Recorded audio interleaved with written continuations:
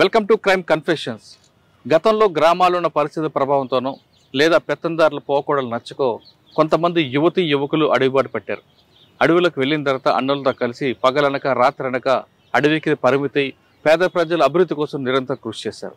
ఆ విధంగా కొంతకాలం ఉన్న తర్వాత వ్యక్తిగత కారణాలతోనో లేదా మరే కారణాలతోనో జనజీవన శ్రవంతులు కలిసిన వారిని పరిచయం చేసే కార్యక్రమంలో ఈ వారం మన గెస్ట్ నాగమణి అలియాస్ సావిత్రి.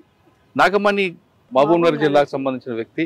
తర్వాత దల్లంకు వెళ్ళి కొంతకాలం పనిచేసి ఆర్కే సాంబశివుడికి ఆమె గన్మ్యాన్గా ఉండి తర్వాత 2 సంవత్సరాలు పనిచేసిన తర్వాత బయటకు వచ్చారు. ప్రస్తుతం కర్నూలులో ఉంటున్నారు ఆవిడ. అసలు ఎందుకు పార్టీలోకి వెళ్ళారు, ఎందుకు బయటకు వచ్చారు విషయాన్ని ఆమె నడి తెలుసుకున్నాం. అక్క నమస్తే. నాగమణి అలియాస్ సావిత్రి. ఆర్కే రామకృష్ణ లాంటి వాళ్ళతో సాంబశివుడికి గన్మ్యాన్గా ఉండి తిరిగిన మీరు ఎందుకు బయటకు వచ్చారు?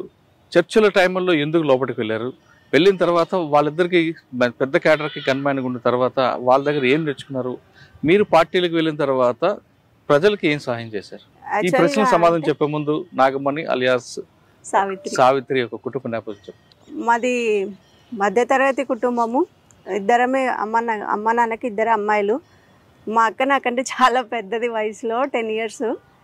నేను ఒక్కదాన్నే ఉండేదాన్ని, అక్క లేదు అప్పట్లో. నాకు ఎట్లా పరిచయం అంటే మా ఫ్రెండ్ వాళ్ళ పిన్ని ఉంది కదా, నేను స్కూల్కి వెళ్తున్న టైంలో అప్పుడు చర్చలు జరిగినాయి. 2005లో ఆ టైంలో చర్చలు 4 లేండి సార్, నేను వెళ్ళింది కూడా అప్పుడే. ఆ టైంలో ఎంత నేను 7th క్లాసే అయినా కూడా వాళ్ళ పాటలు, వాళ్ళు ఊర్లో చేసినటువంటి పనులను బట్టి ఆకర్షింపబడినాను. ఏ ఊర్లో ఉండేవారు అప్పుడు? అంబడిపల్లి విలేజ్, లింగాల మండలం, మహబూబ్నగర్ జిల్లా. ఇప్పుడు నాగర్ కర్నూలు డిస్ట్రిక్ట్ వస్తుంది అది. దానికి పాటలకని కాదు కానీ వాళ్ళు చేసిరు. కళ్ళు సీసాలు పగలగొట్టడము, ఊర్లో జనాలకి కొంతమందికి హెల్ప్ చేయడం, అట్లాంటివి నేను స్వయంగా చూసిన తర్వాత మా కుటుంబము చాలా పెద్దది మా ఊర్లో పొలిటికల్గా. మా తాతగారు కాంగ్రెస్ పార్టీలో ఉన్నారు, సర్పంచ్ కూడా ఊర్లో. అయితే వాళ్ళలో వెళ్ళాలి, నేను వర్క్ చేయాలని ఫిక్స్ అయినా. అయితే వాళ్ళ పరిచయం ఎట్లా అనేది మనకు ఐడియా లేదు. ఒకరోజు వాళ్ళు నైట్ వచ్చి వెళ్ళిన తర్వాత మార్నింగ్ స్కూల్లో చర్చ జరుగుతుంది వాళ్ళ గురించి. మా ఫ్రెండ్ వాళ్ళ పిన్ని ఉండేది దానిలో. వాళ్ళు మా ఇంటికి వస్తారు అని అక్కడ విన్న తర్వాత ఆమెను పట్టుకున్నాను. నేను కూడా వెళ్ళాలనుకుంటున్నా, నేను వర్క్ చేయాలనుకుంటున్నా అంటే ఫస్ట్ ఆఫ్ ఆల్ మా ఫ్యామిలీని టచ్ చేయడానికి భయపడతారు, పొలిటికల్ బ్యాక్గ్రౌండ్ కాబట్టి. వాళ్ళు కూడా భయపడినారు. అయితే కూడా మా ఫ్రెండ్స్ కొంచెం హెల్ప్ చేసిరు. అప్పట్లో వాళ్ళ ఇంటికి తీసుకెళ్ళి దళం మెంబర్స్తో మాట్లాడించిన తర్వాత మా ఫ్రెండ్ వాళ్ళ మదర్ వాళ్ళు చాలా భయపడినారు. మీ వాళ్ళు తలుచుకుంటే మమ్మల్ని ఊర్లో కూడా ఉండనియరమ్మా, ఇంకొకసారి రావద్దు మా ఇంటికి అని చెప్పిరు. మా ఇంట్లో కూడా తెలిసింది వాళ్ళ ఇంటికి పోయినట్టు. మా వాళ్ళు కూడా చాలా భయపడినారు, చెప్పినారు, ఏడ్చినారు. వాళ్ళ గురించి అసలు ఆలోచించొద్దు, ఫుడ్ ఉండదు, ఏముండదు, మన వాతావరణం వేరు, ఏమేమో చెప్పిరు. అయినప్పటికీ కూడా వినలే. నేను వాళ్ళతో పరిచయం పెట్టుకున్నాను. ఫస్ట్ పాంప్లెంట్లు ఇచ్చిరు స్కూల్లో, అక్కడ ఇక్కడ కొంచెం డిస్ట్రిబ్యూట్ చేసినాను. తర్వాత 1 week తర్వాత సడన్గా వచ్చిర్రు తీసుకెళ్ళడానికి. దళంలోకి వస్తావా, ఇక్కడే ఉండి వర్క్ చేస్తావా అని అడిగిరు. నేను పూర్తిగా వెళ్ళిపోతే లోపలికి వెళ్ళిపోవాలి, ఎవరికి కనపడకూడదు. ఇక్కడ ఉండి దొరికినా కూడా ఇబ్బంది కదా, స్టడీ కూడా ఆగిపోతుంది, ఇట్లా పేరెంట్స్కి కూడా ఇబ్బంది అవుతుంది అని చెప్పి వెళ్ళిపోవాలనుకున్నాను. అయితే వాళ్ళు ఆ రోజు వస్తారని తెలీదు. మామూలుగానే స్కూల్కి వెళ్ళిన ఇంటర్వెల్ టైం ఉంటుంది కదా, అప్పుడు మా స్కూల్ పక్కనే వేరే వాళ్ళ ఇంట్లో వాళ్ళు ఉన్నారు. మా ఫ్రెండ్స్ అక్కడికి చెప్పాలా వద్దా అని ఆలోచించి చెప్పినారు. వాళ్ళ ఇంట్లో ఉన్నారు, పిలుస్తున్నారు నిన్ను అని చెప్తే వెళ్ళిన. నేను వెళ్ళిన తర్వాత కలిసిండ్రు, మాట్లాడిరు. మాది క్యాస్ట్ కొంచెం పెద్ద. అయితే ఎస్సీ వాళ్ళ ఇంట్లోకి తీసుకుపోయారు. ఫస్ట్ నేను వాళ్ళలో సెట్ అవుతానా లేదా అని చూడడానికి తీసుకుపోయి వాటర్ ఇచ్చిర్రు. పర్లేదు తీసుకున్నాను. ఇంకా నుంచి అట్లనే తీసుకెళ్ళిరు. స్కూల్ యూనిఫామ్లోనే, అన్ని బుక్కులన్నీ స్కూల్లోనే పెట్టి యూనిఫామ్లోనే వెళ్ళిపోయినాను నేను. తర్వాత 2 రోజులు సెర్చ్ చేసిర్రు మా వాళ్ళు. స్కూల్ యూనిఫామ్లోనే.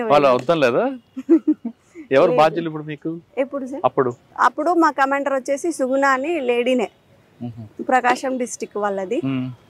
ఆమె అప్పుడు ఏదో హెల్త్ ప్రాబ్లం వల్ల బయటికి వెళ్ళి ఆ టైంలో వచ్చినారు, ఆమెనే తీసుకెళ్ళింది మమ్మల్ని. వెళ్ళడం అడవిలోకి వెళ్ళిపోయారా మీరు? వెళ్ళడము దళంలో ఫస్ట్ లోకల్ దళంలో వేసినాము, తెలకపల్లి దళం అని, దానిలో వేసినాము. దానిలో 2 మెంబర్స్, మా కమాండర్, ముగ్గురమే ఉండేవాళ్ళు.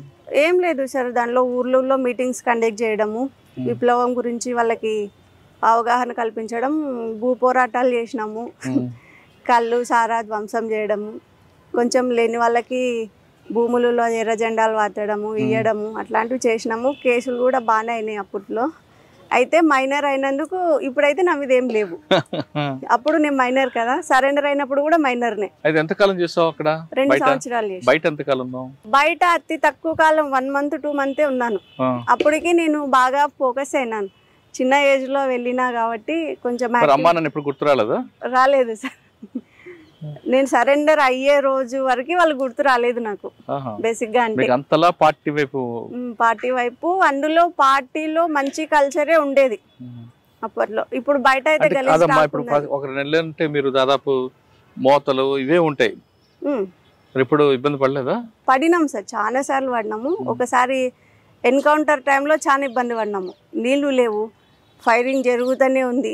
నా వెపన్ వచ్చేసి మధ్యలో స్ట్రక్ అయిపోయింది, క్లోజ్ అవ్వట్లేదు, అది బుల్లెట్ బయటకు రావట్లేదు, మధ్యలో స్ట్రక్ అయింది. ఆ వెపన్ పట్టుకొని సుమారు అంటే 10 kilometers వెళ్ళిపోయినాము.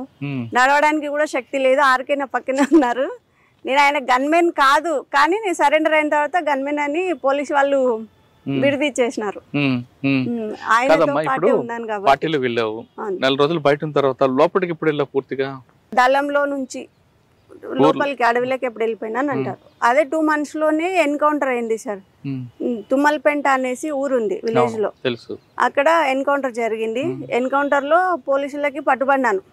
అయితే సివిల్లో డ్రెస్ లో ఉన్నాను, యూనిఫామ్ ఉండదు కదా మనకి లోకల్లో ఉంటే, సివిల్ డ్రెస్ ఉండేది, వెపన్ ఉంది. అయితే వెపన్ వాళ్ళు పక్కకు నిలబెట్టారు, చిన్నపిల్లని అనుకొని పట్టుకొని పక్కన నిలబెట్టేసినారు. ఇంకా మా వాళ్ళు వెళ్ళిపోయినారు, మిగతా వాళ్ళు. అమ్మాయి దొరికింది, ఇంకా చనిపోయింది లేదు, హోప్ పెట్టుకొని ఏడవడం అంతా అయిపోయింది ఇంకా వాళ్ళది. అయితే మనం విడిపోయే ముందే ఎన్కౌంటర్ అవుతుంది అని మనకు ఐడియా ఉన్నప్పుడే కలుసుకోవడానికి ప్లేస్ చెప్పుకుంటాం ఫస్ట్. ఆ ప్లేస్ ను కూడా నాకు తెలీదు ఆ ఏజ్ లో. ఆ రోజంతా ఫైరింగ్ జరిగిన దగ్గరే ఉన్నాను నేను. అక్కడ నుంచి కొంచెం పక్కకు వచ్చేస్తాను, ఊర్లో కాపలాదారులు ఉంటారు కదా సార్, వాళ్ళ ఇంటికి వెళ్ళిన. వాళ్ళ ఇంటికి వెళ్తే వాళ్ళే కాపాడిరు. నైట్ అంతా వాళ్ళ దగ్గరే పెట్టుకొని మార్నింగ్ తెల్లవారుజామున ఎవరు లేయక ముందుకే తీసుకెళ్ళి పక్క ఊర్లో వదిలేసి వచ్చిర్రు. అక్కడ నుంచి మళ్ళీ మేము దళాన్ని కలుసుకోవడం జరిగింది. అప్పుడు ఇంకా లోకల్లో ఉంటే డేంజర్ అని చెప్పి పార్టీలోకి ఇచ్చేసి. మరి రామకృష్ణ గారికి సాంబశివుడానికి ఎప్పుడు మీరు గన్మెన్ గా ఉన్నారు? నేను గన్మెన్ గా చెయ్యనే లేదు సార్. వాళ్ళు నాతో ఉన్న రిలేషన్ బట్టి గవర్నమెంట్ నాకు ఆ బిరుదు ఇచ్చింది, ఆర్కే గన్మెన్ అని. గన్ ఎవరు పట్టుకోలేదు అక్కడ? గన్ను మామూలు ఎవరు గన్మెన్ కాదు నేను. వాళ్ళతో ఉన్నారు మీరు? వాళ్ళతోనే ఉన్నాను. ఇద్దరితో పని చేస్తున్నప్పుడు ఏం నేర్చుకున్నారు మీరు?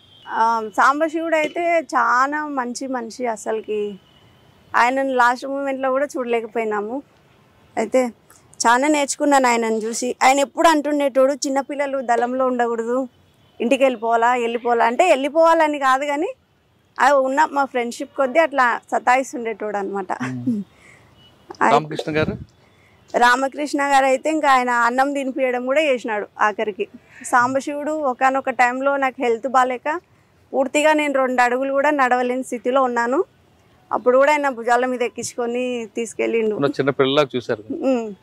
అంతా ఆల్మోస్ట్ వాళ్ళంతా పెద్దవాళ్ళే కాబట్టి అప్పుడు నాకు తల్లిదండ్రి లేని లోటు తెలియలేదు. వాళ్ళంతా అట్లనే చూసుకున్నారు. వాళ్ళిద్దరుతో మీకు బాగా సాన్నిధ్యం ఉంది కదా, ఒక అన్నదమ్ముళ్ళగా, ఒక అమ్మ నాన్న అన్ని వాళ్ళిద్దరు చనిపోయినప్పుడు మీకు ఎంత బాధపడించారు? సాంబశివుడు చనిపోయినప్పటికీ నేను బయటే ఉన్నాను సార్, వాళ్ళని చూసే పొజిషన్ నాకు లేదు. ఆర్కే చనిపోయినప్పుడు కూడా లేదు, కానీ చాలా బాధపడినాను.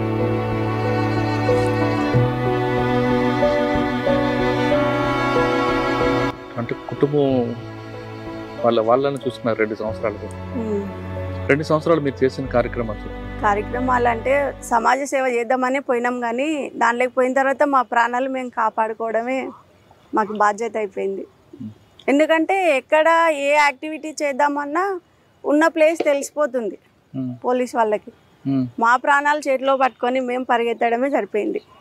లోకంతలంలో ఉన్నప్పుడన్నా కొంచెం సేవ చేయగలిగినాం జనాలకి. పూర్తిగా లోపలికి పోయిన తర్వాత మమ్మల్ని మేము కాపాడుకోవడం దానికే సరిపోయింది ఇంకా.